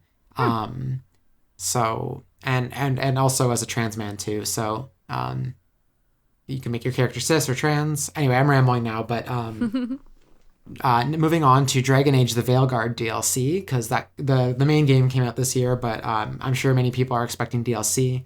But BioWare has officially confirmed that they are moving on to Mass Effect 5, which will have clear content, but I doubt that's anytime soon. So, yeah, that's fair. Amy Lynn, we haven't heard from you in a while. Well, I guess just as far as Fallout, I loved the show. And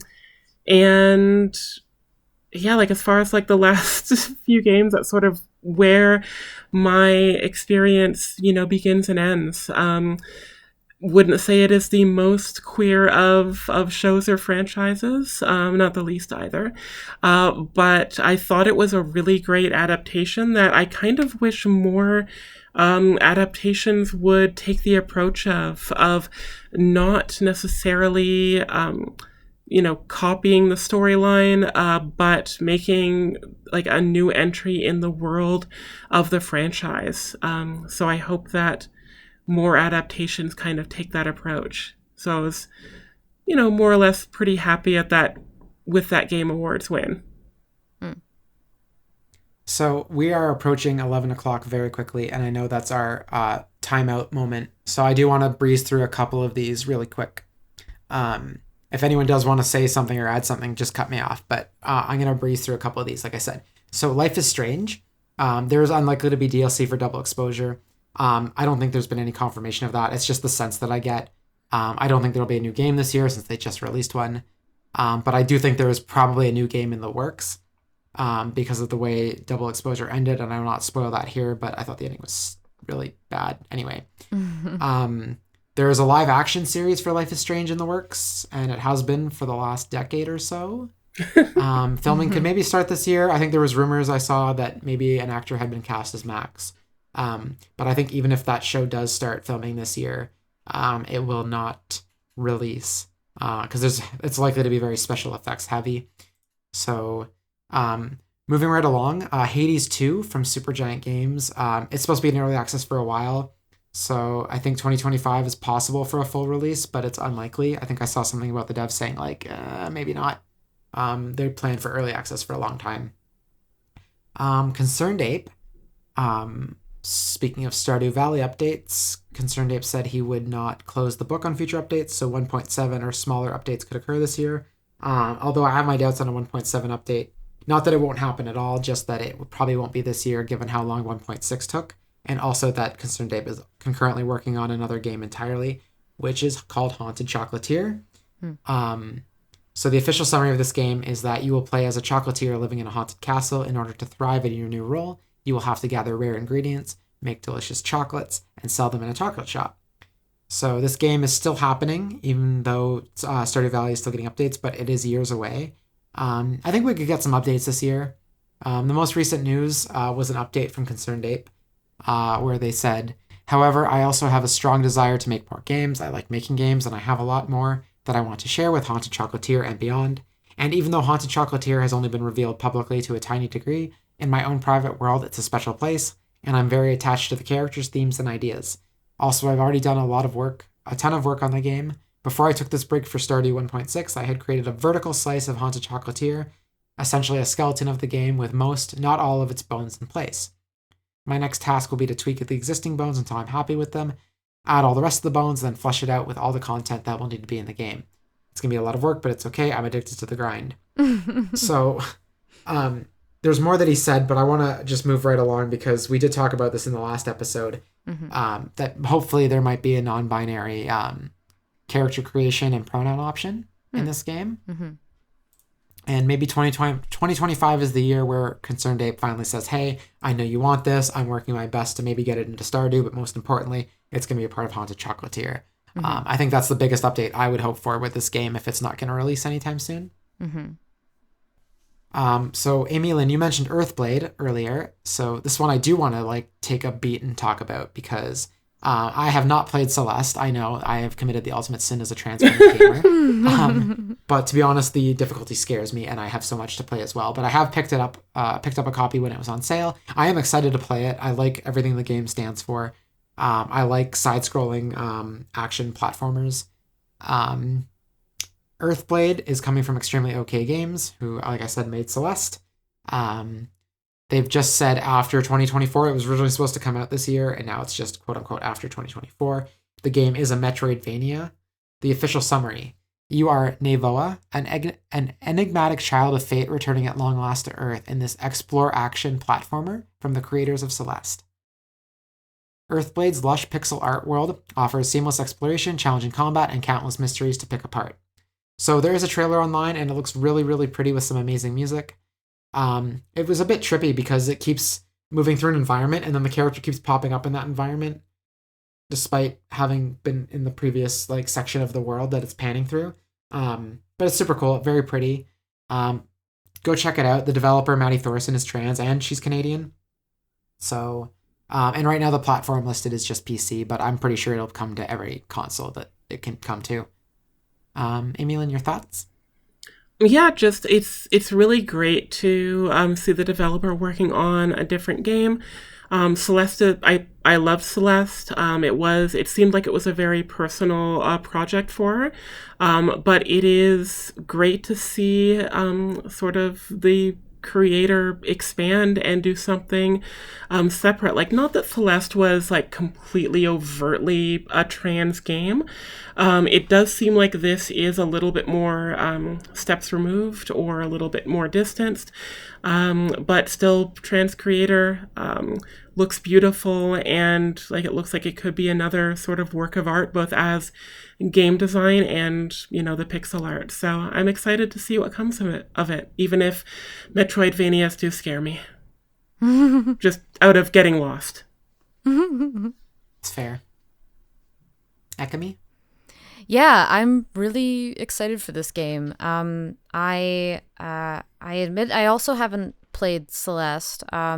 The platforming element does kind of intimidate me a little bit in terms of like, I just don't really have great coordination sometimes with certain games. So, I mean, I'm very willing to try it, especially after all the good that I've heard about it. And Earthblade, I mean, I looked up the trailer after and I was like, this looks way up my alley and I definitely want to try it.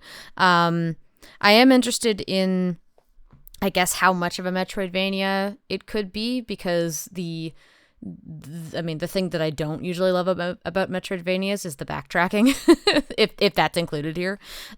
So I'm definitely going to keep it on my radar. And at some point I do want to play Celeste. So the next game I want to talk about is one that I more so think is going to probably be a little queer-phobic. Maybe not directly, because it's been so many years since the last game, but at least indirectly. So that game is GTA 6. It's probably going to be the biggest game that releases this year outside of Nintendo's console itself. I think they've just said 2025 for the release date, and next fall is most likely. The game has a pretty queer-phobic fan base too, so I think it'll be the source of a lot of discourse this year, like Hogwarts Legacy was when it came out. It's possible the game tries to be inclusive, but we don't know yet, so... I think that the biggest risk for a game like this is the same as the Wukong game with the Monkey King this year, where even if it isn't overtly homophobic, transphobic whatsoever, like it could be seen as, you know, the bastion of anti-woke games. And that could get obnoxious, but I mean, we'll have to wait and see. That said, they are they are making it quote unquote a little bit woke because one of the two protagonists is a woman. So, I don't know how much they're trying to be a little progressive with this. I would love it if their idea of making this game, because I think sometimes too, a lot of the parody and satire in these games goes over its audience's head. I'm not a big fan of these games, so I don't really know the in-depthness of it, but I think there was a transphobic element to GTA 5 with a side character. But it's also possible that, like South Park, people just misunderstand that what is satire is actually mockery. And maybe they think like, oh, this game is transphobic and it makes me want to hate trans people. But really, the trans character was potentially actually criticizing trans representation at the time. I don't know. I'm entirely speculating. I tried playing GTA 5. I hated it. I enjoyed Red Dead, but I did not enjoy GTA 5 at all. So... Yeah, the trailer that I saw for GTA 6, I think it's the only trailer really that's released. It made it seem like it feels like it would be more inclusive, but I haven't really played any of the GTA games and I don't really have an interest in them. So I would hope, but I guess we'll see. Yeah, I think either way, we're going to hear about this game a lot next year as it gets closer to release. If it doesn't get delayed, I see a lot of people speculating that Rockstar usually delays their games once or twice after they get a firm release date. So right now they're saying it's not going to slip into 2026, but the sooner this comes out, the sooner we can get past that initial wave of discourse around launch. So whether that's good discourse or bad, I already know I'm going to be exhausted from it. So... Sims 5 is in development as Project Renee. It has been for a while, and it's probably going to be for a long time. It's unlikely to come out this year, but it's possible maybe by some miracle it does. Do either of you play The Sims? Not since, like, OG Sims, like Living Large and House Party and all that, which was before, like, pre-Sims 2, basically. I played Sim Ant on the Super Nintendo. What is Sim Ant? So how old lady mode now? So before The Sims, there were games such as Sim City, Sim Earth, and Sim Ant. Yes. So Sim Ant was... I've heard of all of those except for Sim Ant, though, Amy Lynn. I need you to understand that. It was an ant simulation. So you have an ant colony, it grows, you send workers out to do ant things. It's kind of what the box says. But it was a very confusing game for me as a child because I was used to Kirby and Mario. So the concept of like a game where I'm not actually controlling the character was very confusing for me. But I did try to play it. That must be the first game after Metroid to actually have a female protagonist, right? Quite possibly. That's fun, though. I know Sims 4 has gotten a whole lot of acclaim, and I have a few friends who also really enjoy it. So I imagine Project Renee could be really fun and cool. Yeah, I want to get back in The Sims. I honestly properly want to. But I guess just with how like Sims 4, how old Sim 4 is at this point, and like honestly they were updating it for so many years after, so like I imagine Project Renee will be the same deal. But yeah, I guess I'm interested to see where that goes. Maybe if it's like got something really new and exciting, maybe I might buy it. Well, moving along, because this is something I've wanted to talk about for a while, and I know a lot of podcasts I listen to have been talking about it for the last 19 billion years, but Nintendo is probably going to launch their next console next year. If you believe leaks for hardware and stuff, it's like the last couple of days has just been pretty wild with like accessories leaking, especially out of China, where they don't really care about Nintendo's NDAs and stuff like that. So I think the Switch 2 is coming out, and while the Switch 2 isn't inherently queer, we did learn that the Nintendo Switch and Nintendo in general has a big queer fan base and following, and the Switch 2 is likely to have some queer games, or at least games with queer followings. Games like the next Animal Crossing, which I feel like probably won't come out this year, but it could. Splatoon 4, which I think has a good chance of coming out next year. Despite the last one only coming out a few years ago, I think Splatoon has cemented itself as a very core Nintendo franchise with a big following, especially in Japan. And then there's also the chance of another Zelda game next year, whether that's a spin-off, a remake of what I hope is a remake of Ocarina of Time, like a proper remake, not like where they actually fixed the camera, or Wind Waker and Twilight Princess ports. So. Yeah, I'm excited for anything Switch 2 related. To be honest, I think I've probably got most of my Switch 2 related news and rumors from this podcast, and just from like chatting with you, because you're a good source of of all the news. Because I basically am like, where are we at? Okay, we have this leak. Neat.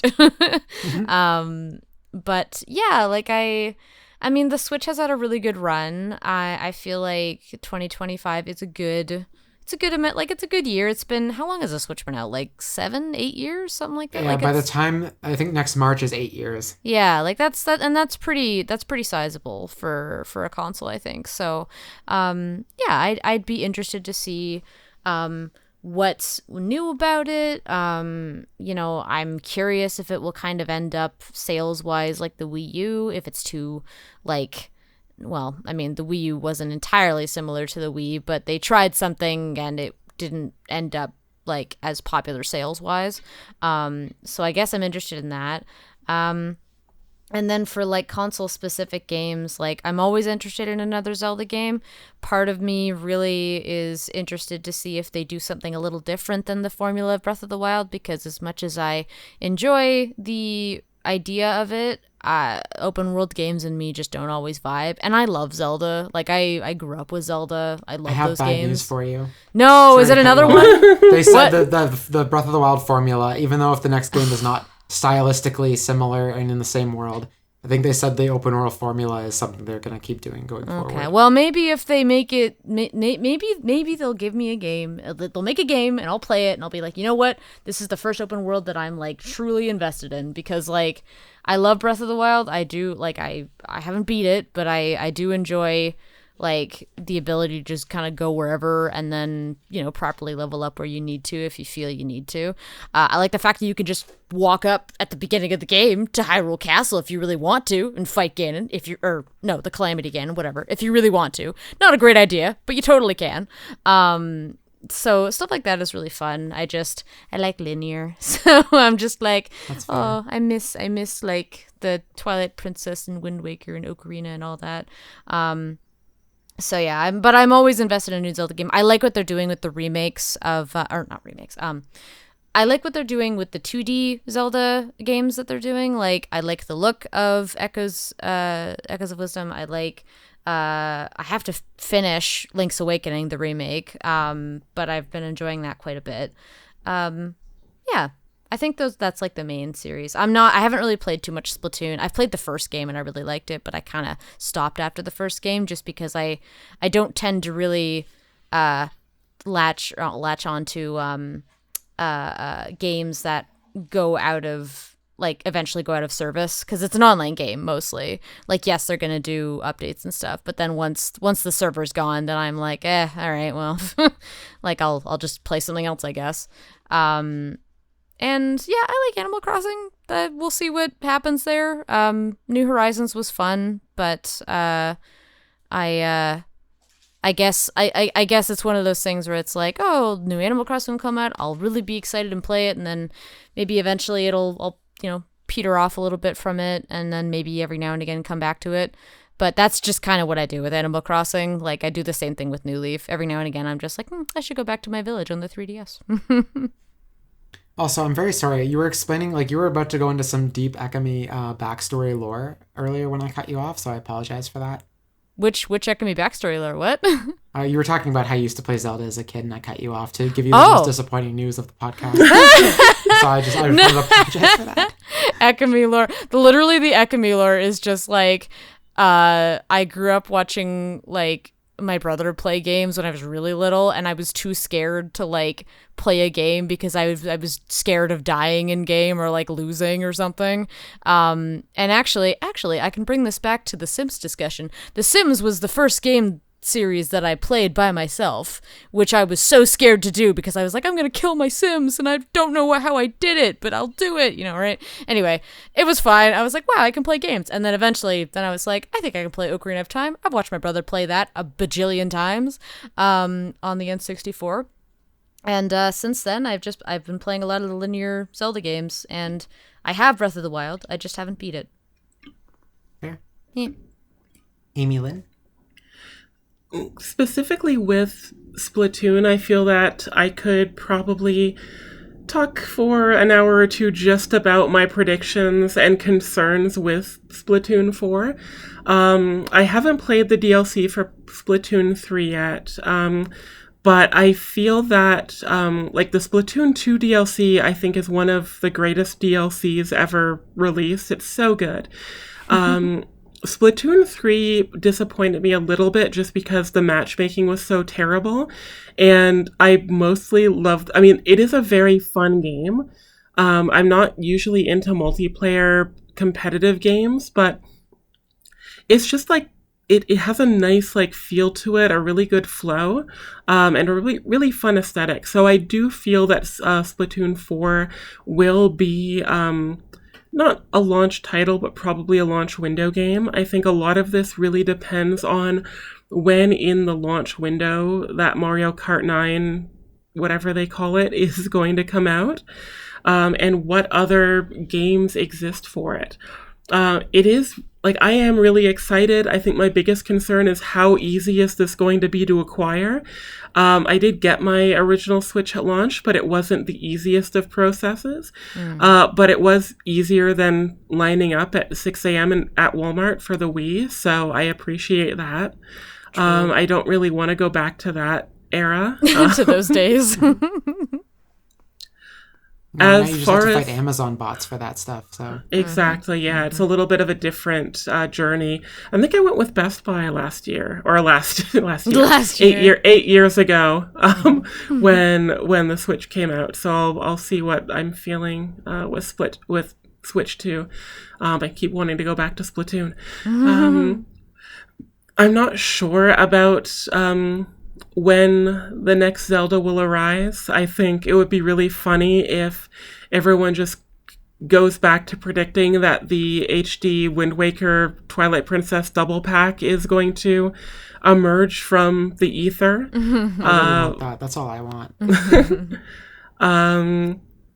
Yeah, I'm curious about, because usually there is going to be something off the wall and interesting, like whatever the new ARMS is, or whatever the new Ring Fit Adventure, like that's what I'm most excited for. There is rumors that the new Joy-Cons, there's something different about them. I'm really curious what that difference is. Apparently it's something that's really cool, but not going to be earth-shattering. So I'm really curious what can be really cool and like worth talking about, but isn't going to shake up the industry. Like that, it's just from what I've heard from the rumors, like that ambiguity is like really like kind of exciting. Yeah, I'm not sure what else I'm hoping for. More spin-offs, New Kid Icarus.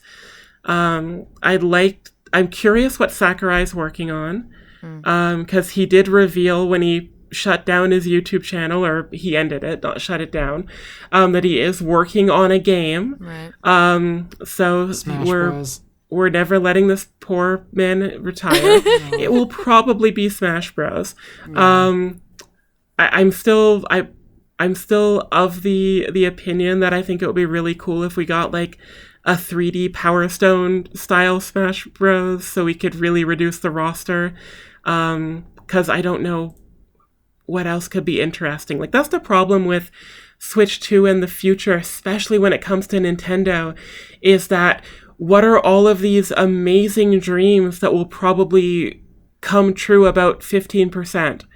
Like it's going to, like there's iterative changes. Like Mario Kart 9 probably not going to be Smash Kart, but there's probably going to be a few more other characters in there.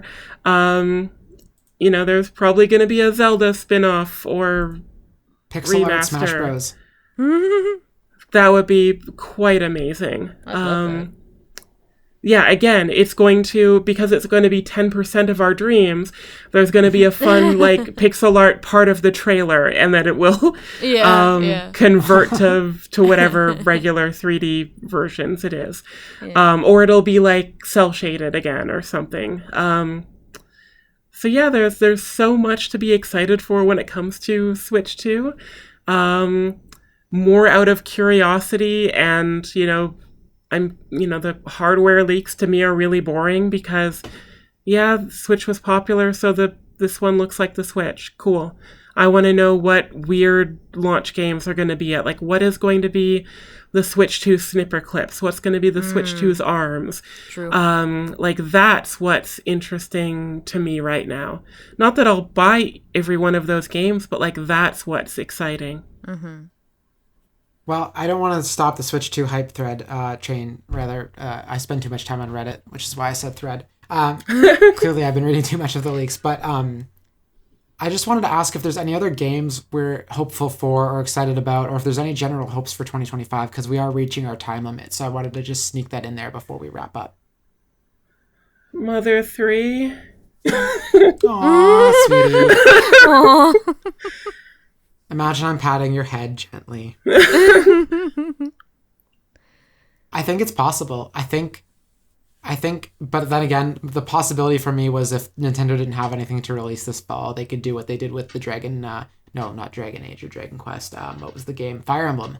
They localized the original Fire Emblem and put it on Switch for a limited time. And I thought there was the possibility they could do that with Mother 3 this year when they had kind of a slower year. But they didn't. And I think maybe next summer if the Switch 2 still isn't out to the fall, but I think at this point they're just gonna focus on the Switch 2 and we're never gonna get Mother 3. I mean, any one of the 3 games, I would love to have in an actual, like, claymation art style. Like, ooh, pick whichever one of the 3. I don't care. I think that would be, like, amazing and, like, my dream game. But as far as, like, actual, like, 2025 predictions, I think because the Switch 2 is still so much of an unknown, it makes it really hard to make those kind of predictions. I do feel that Splatoon 4 is likely, and I think that kind of like Splatoon 3, the trailer will make it seem like the single player is going to be expansive and amazing, and it will be better than Splatoon 3's story mode, but it still won't be the sort of world-building Splatoon lore, epic that the fans want. Hopefully the matchmaking is better for multiplayer, and I hope they do something different. Like, for things like Splatoon and Animal Crossing and Smash Brothers, I really hope that, I'm not expecting to reinvent the wheel, but I really hope that there's something different about these games that have been a little bit iterative over the last few iterations. Mm-hmm. Akemi, do you have any general hopes for next year? Yeah, I mean, generally I just, we talked a little bit about it in the last episode about, the unfortunate amount of layoffs. And I mean, we're all obviously very well aware of the reality of burnout, for game devs as well. So I think in general, I just really want to see more stories of devs being supported in different ways. I'd like to see those in more like news articles. There's already so little funding for artists in like Canada, for example. So it would be nice to see more support for game devs. It's always nice to read those kind of stories. And other than that, because I'm kind of in the midst of exploring my own sexual identity, it'd be really cool to see more games where I could really resonate with that, with a character, because I don't think I've particularly found one yet. Or at least maybe it exists and I just haven't gotten to it yet, but that'd be really cool, I think. Yeah. Oh, I think that's a really sweet thought and a nice point to end on, is that, more games that we relate to play next year, ones that help us find ourselves, especially because there's always new people discovering and accepting their queer identities. So there's going to be 1,000 more Ekemis just like you that are trying to find something. And then, maybe this podcast or any of us can inspire someone to go make the content that they want to see. I made this podcast because I wanted to see a queer, there was no queer video game podcast. So I was like, there's a niche I can fill. And I want to be the change that I want to see. So maybe there will be someone who creates a game who is just as curious to explore their sexuality as you are, Akemi, and they will make that game that you are looking for. Yeah. Before we wrap up, I just want to ask one more time for any final thoughts. Actually, not just final thoughts. I want to ask, what is, just super quick, what is your most anticipated 2025 game? It doesn't have to be queer. It doesn't necessarily even have to be in development. But what is your most hyped game? Akemi, go first. So there's a new game coming out from the In Stars and Time developer. Their developer name is Insert Disc 5. The game is codenamed Project TS, as in the letters TS. And Insert Disc 5 has released kind of tidbits about Project TS online and through their e-newsletter. If I recall, there will be a bigger relationships focus than In Stars and Time had. Transsexual. Sorry? Project Transsexual. Project Transsexual. Oh, I hope so. And honestly, I'd be shocked if it is that relationships focus, I'd be shocked if it didn't have queer love in it. So I'm really interested to see what the dev cooks up. I think they've just recently finished off the first version and they're just running it through checks right now. So I think it'll probably come out in 2025 or early 2026. Amy Lynn, go. Until there is new news about the mysterious Switch 2 or Pokemon Z or Zeta A, or ZA, I think it is going to be Deltarune. The last game was really fun. I'm just so curious to see where that story is going. Yeah. I'll keep it simple there. I think for me, you mentioned it already, Pokemon Legends ZA. Barring that, the new 3D Mario, which I'm sure is coming. But that's about all the time we have because we are hit 11 o'clock, which is our deadline for finishing this episode. On the dot. Yeah. Thanks for joining me for another episode of True Avatars, a queer video game podcast. If you've made it this far into the episode, I really appreciate you taking the time to support queer-made content, which is a big deal. It's been really fun working to bring this podcast to you. I always do my best to bring queer voices on every week to discuss what's relevant in video games.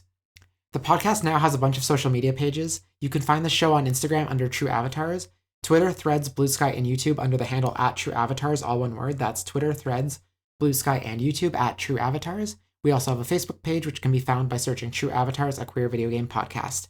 Please ignore the fact that I've barely posted anything on these socials and give the podcast a follow and a share if you can. I would really appreciate it. Importantly, if you or anyone you know is queer and involved with video games in some way, please do not hesitate to reach out. I would really love to hear from more queer voices in video games. Your voice is unique and valid and worth sharing with the world.